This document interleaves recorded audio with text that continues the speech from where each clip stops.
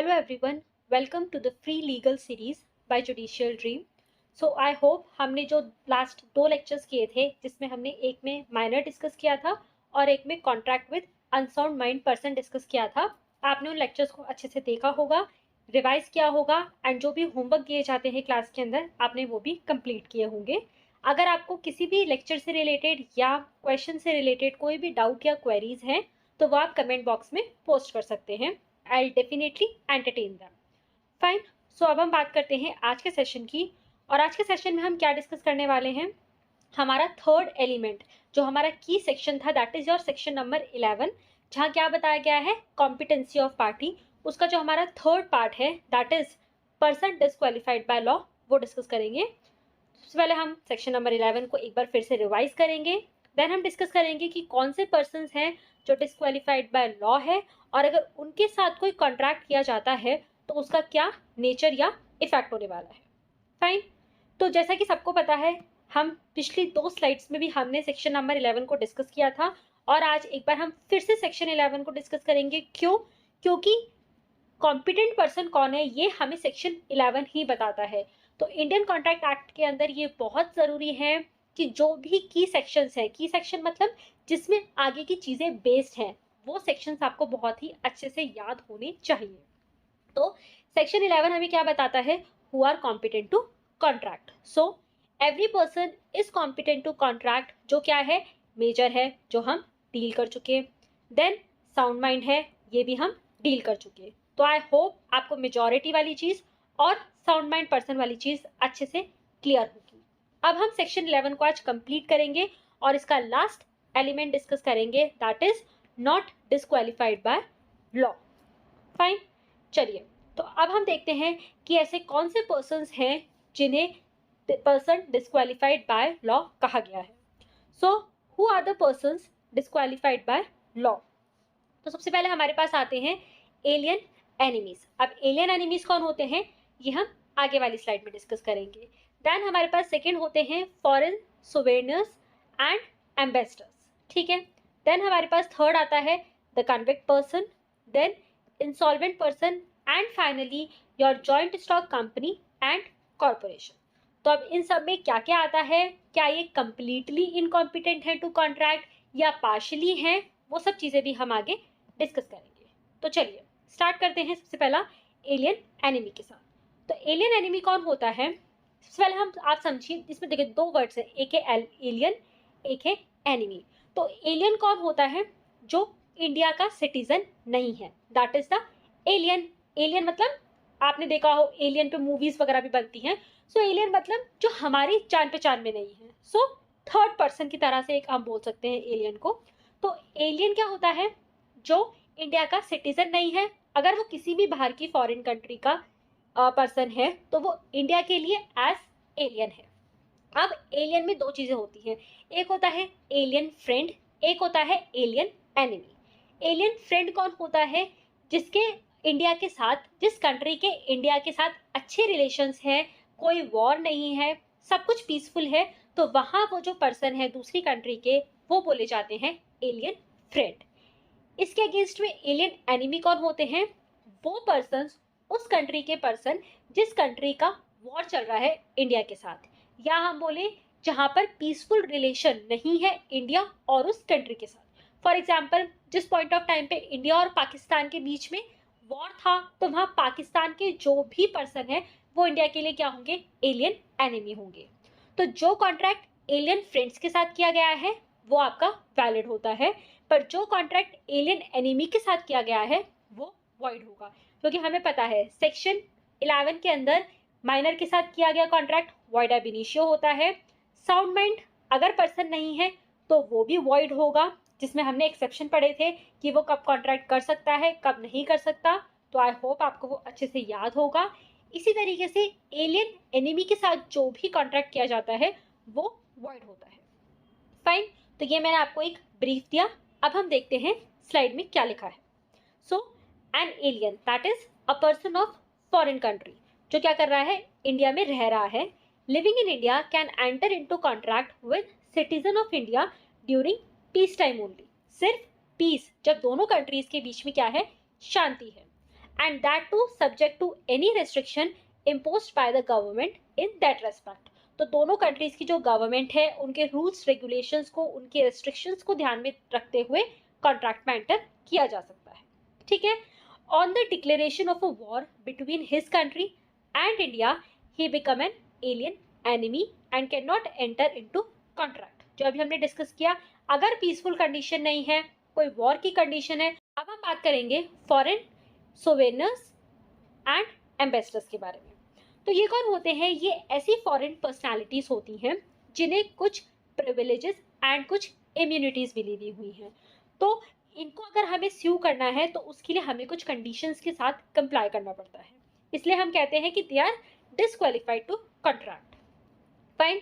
सो foreign सोवेनियर्स enjoy certain privileges and immunities. Generally क्या है?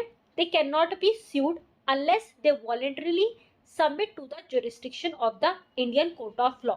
तो फर्स्ट हमारे पास कंडीशन क्या आती है कि अगर उन्होंने अपने आप को वॉलेंटरली यानी कि स्वैच्छिक खुद की इच्छा से इंडियन कोर्ट ऑफ लॉ के अंदर सबमिट नहीं किया तो उस केस के अंदर हम उन्हें स्यू नहीं कर सकते। And second, they are also restricted from entering into contracts unless an Indian citizen obtain prior sanction from the government of India to sue them in an Indian court of law. तो दूसरी चीज हमारे पास क्या आती है? अगर कोई भी पर्सन ऐसे एम्बेसडर को या ऐसी फॉरेन पर्सनालिटी को स्यू करना चाहता है तो उसके लिए उन्हें प्रायर सैंक्शन चाहिए फ्रॉम गवर्नमेंट ऑफ इंडिया।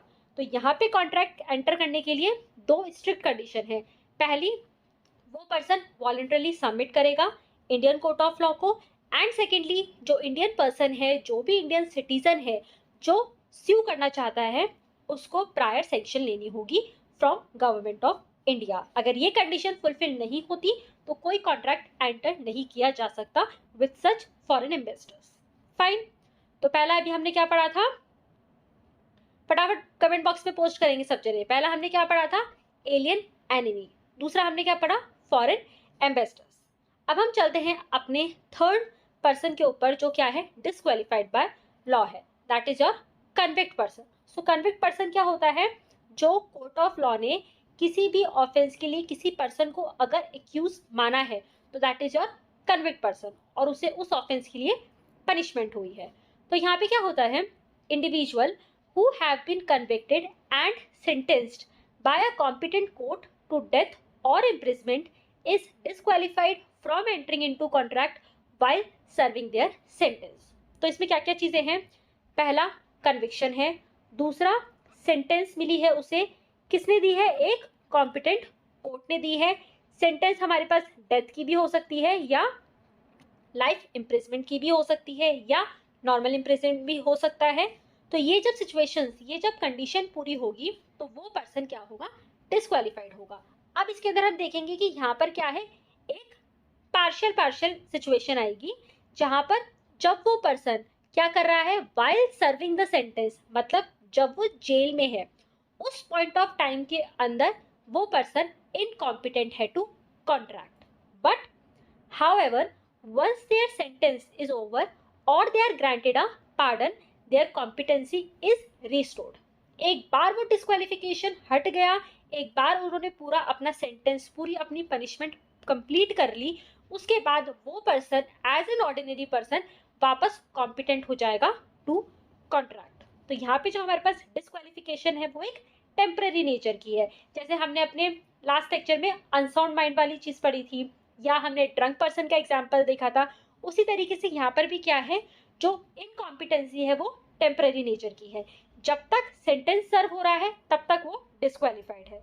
जैसे ही उसने सेंटेंस कंप्लीट कर लिया या उसको कोर्ट से या प्रेसिडेंट या गवर्नर से पार्डन मिल गया, प्रेसिडेंट से पार्डन मिल गया, तो वहां पर उसकी कॉम्पिटेंसी वापस रिस्टोर हो जाएगी और डिस्क्वालिफिकेशन हट जाएगी। Fine. So this is the convict person. अब हम इंसॉल्वेंट पर्सन की। इंसॉल्वेंट पर्सन कौन होता है? अगर आपने पढ़ा हो, हमारे पास इंसॉल्वेंसी एंड बैंक्रप्सी कोड भी है। तो इंसॉल्वेंट पर्सन कौन होता है? जिसे कोर्ट द्वारा इंसॉल्वेंट घोषित कर दिया गया है। इंसॉल्वेंट मतलब जिस पर्सन के पास इतनी असेट्स नहीं है कि वो अपने जो लाइबिलिटीज है या जो उनके डेट्स हैं, डेट्स मतलब जो उनके कर्ज हैं, वो रीपे कर सके। ठीक है। तो इसके अंदर भी हमारे पास वही है, पार्शियल वाली चीज है, यानी कि यहाँ पे भी ये टेम्पररी डिस्क्वालिफिकेशन है। तो इसमें क्या है, an insolvent is an individual who is unable to pay their debts as they become due. तो इतना पैसा नहीं है, इतने असेट्स नहीं है, यानी कि उनकी लाइबिलिटीज ज्यादा है, उनके असेट्स कम है। फाइन। अब an adjudged insolvent before an order of discharge is competent to enter into certain types of contract, that is debts. He can incur debts, purchase property or be an employee, but he cannot sell his property which vests in the official receiver. तो क्या है, यहाँ पर एक हमारे पास एक boundary आ जाती है, ये क्या है, ऑर्डर ऑफ डिस्चार्ज। तो जब तक ऑर्डर ऑफ डिस्चार्ज नहीं आता तब तक जो हमारा इंसॉल्वेंट पर्सन है, यानी कि जिसने इंसॉल्वेंसी की प्रोसीडिंग अभी इनिशिएट की है कोर्ट में, वो कॉम्पिटेंट है, लेकिन सिर्फ लिमिटेड चीज़ों के लिए, जैसे कि अभी डेट्स ले सकता है, प्रॉपर्टी परचेज कर सकता है या एम्प्लॉय हो सकता है। बट जैसे ही जब प्रोसीडिंग इनिशिएट होती है कोर्ट के अंदर, तो क्या होता है, वहाँ पर कोर्ट जो है वो एक ऑफिशियल लिक्विडेटर हम जिसे कहते हैं वो अपॉइंट करता है। अगर आपने सीपीसी पढ़ा हो तो ऑर्डर 40 के साथ आप इसको लिंक कर सकते हैं, ऑर्डर 40 ऑफ सीपीसी। फाइन। तो ऑर्डर 40 के अंदर ये लिक्विडेटर अपॉइंट होता है।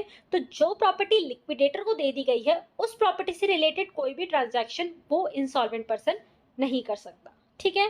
अब क्या है, बिफोर डिस्चार्ज, मतलब डिस्चार्ज के ऑर्डर से पहले पहले वो और क्या नहीं कर सकता, he also suffer from certain disqualification. जो क्या क्या है, he can not be a magistrate, magistrate नहीं हो सकता, या किसी कंपनी में डायरेक्टर या किसी लोकल बॉडी का मेंबर नहीं हो सकता, but he has the contractual capacity except with respect to his property.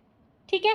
वो जो प्रॉपर्टी जो लिक्विडेटर के पास जा चुकी है, उस प्रॉपर्टी के अलावा उसके पास कुछ लिमिटेड कॉन्ट्रैक्चुअल कैपेसिटी एग्जिस्ट करती है।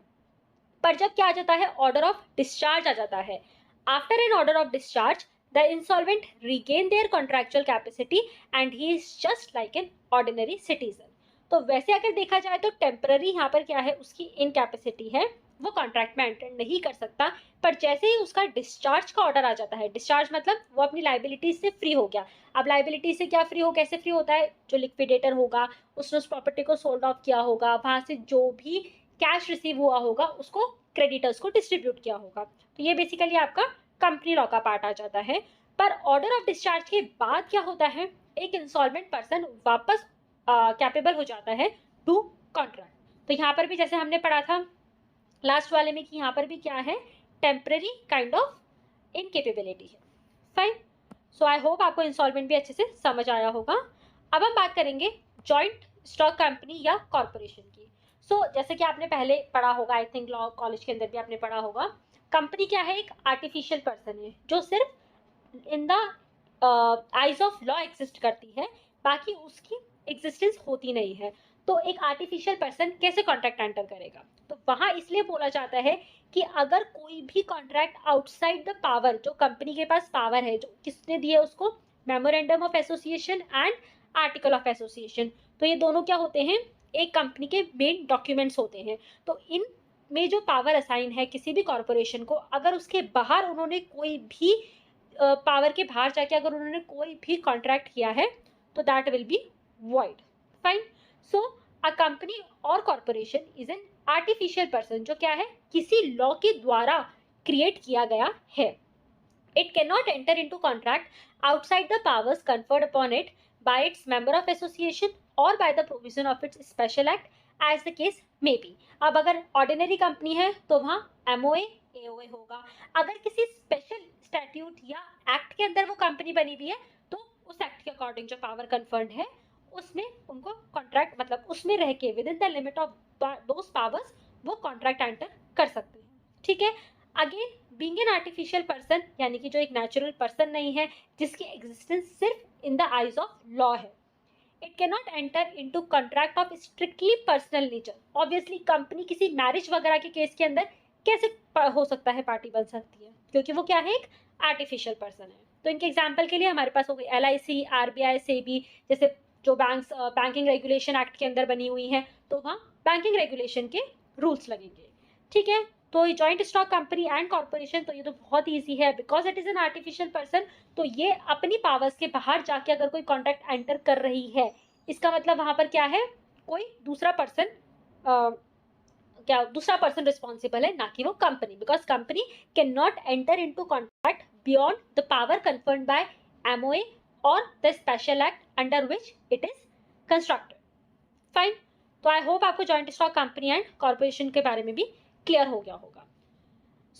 ये अभी तक हमने डिस्कस कर लिया हमारी 5 पर्सन्स जो कि डिस्क्वालीफाइड है।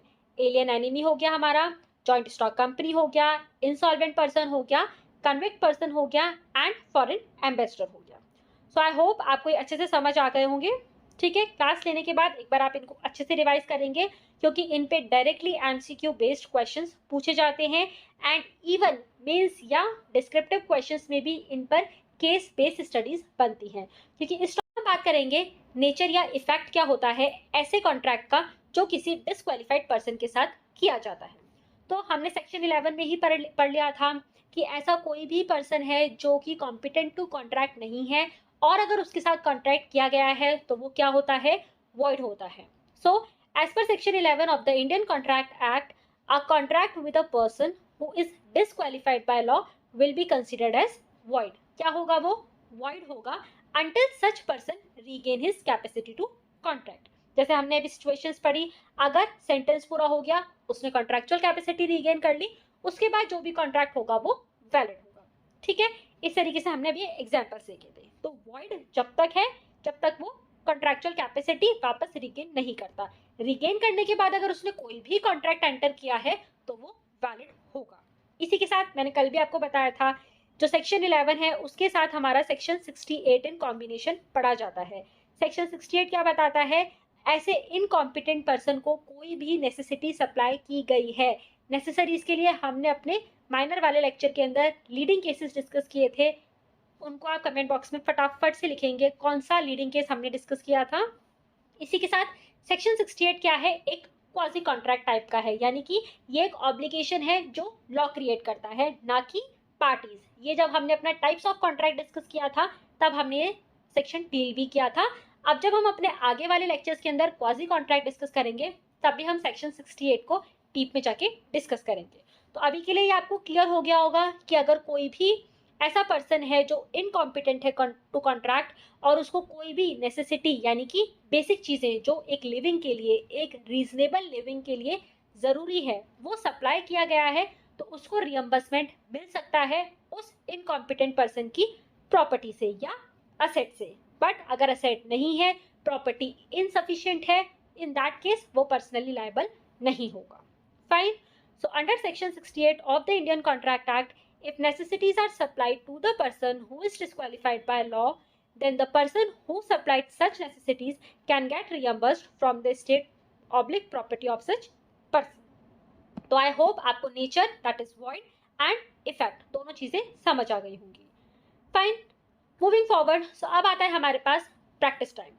तो ये है आपके लिए आज का question, that is according to section 11 of the Indian contract act, a person is incompetent to contract if he is major, sound mind, disqualified by law, all of the above. सब अच्छे से क्वेश्चन पढ़ेंगे, कोई भी जल्दबाजी नहीं करेगा and उसके बाद आप कमेंट बॉक्स में राइट आंसर लिखेंगे। फाइन।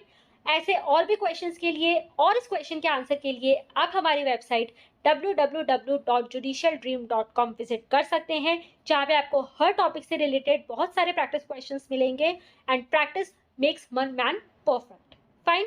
सो इस क्वेश्चन आपके लिए होमवर्क है, कमेंट बॉक्स में आंसर लिखेंगे, उसके बाद वेबसाइट पे जाके सही आंसर को चेक करेंगे। फाइन। इसी के साथ दूसरा होमवर्क आज का हमारे पास है द केस बेस्ड क्वेश्चन है ये आज आपके लिए, that is a descriptive type question. क्योंकि क्या होता है ना, एमसीक्यू के लिए बच्चों के पास बहुत सारी प्रैक्टिस मटेरियल अवेलेबल होते हैं, पर जब हमारी पास बात आती है डिस्क्रिप्टिव क्वेश्चंस के लिए तो वहां पर बच्चों के पास मटेरियल अवेलेबल नहीं होता है। तो आपको अपने नोट्स के साथ ऐसे क्वेश्चंस के मॉडल आंसर भी प्रिपेयर करने हैं, ताकि आपके हर टॉपिक पे आपको पता रहे कि कैसे क्वेश्चन आता है। एक बार आपको पता लग गया क्या कंटेंट आना चाहिए किसी भी टॉपिक से रिलेटेड, उसके बाद आप कैसे भी क्वेश्चंस उस टॉपिक से इजीली अटेम्प्ट कर सकते हैं। सो आई बिलीव आप नोट्स के साथ अपने क्वेश्चंस की जो नोटबुक है वो भी मेंटेन कर रहे होंगे। सो ये क्वेश्चन क्या बोलता है, determine the validity of the contract in the given cases. तो ये कुछ फैक्ट्स हैं, इसमें जो कॉन्ट्रैक्ट एंटर किया गया है वो आपको बताना है वैलिड है या नहीं। Also support your answers with reason. तो पहला फैक्ट क्या बोलता है? Country X is at war with India. A resident of country X enters into a contract with an Indian citizen. B तो क्या ये कॉन्ट्रैक्ट वैलिड है या नहीं? अपना आंसर कॉपी में लिखेंगे अच्छे से फ्रेम करके। इसी के साथ सेकंड क्या है? She was held liable for committing the offence of murder and sentence to imprisonment. After serving the term of imprisonment, he was released from jail. Afterwards, he entered into a contract with D for the sale of property.